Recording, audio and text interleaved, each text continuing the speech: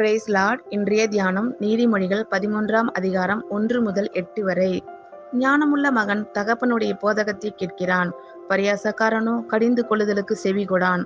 மனுஷன் தன் வாயின் பலனால் நன்மையை புசிப்பான், துரோகிகளின் ஆத்துமாவோ கொடுமையை புசிக்கும்.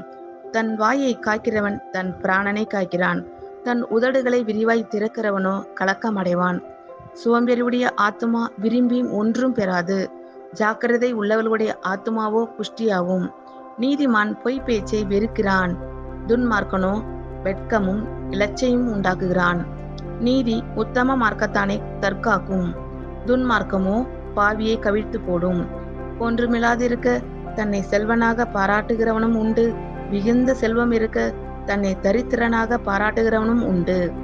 மனுஷனுடைய ஐஸ்வர்யம் அவன் பிராணனை மீட்கும், தரித்திரனோ மிரட்டுதலை கேளாதிருக்கிறான். ஆமேன். God bless you all.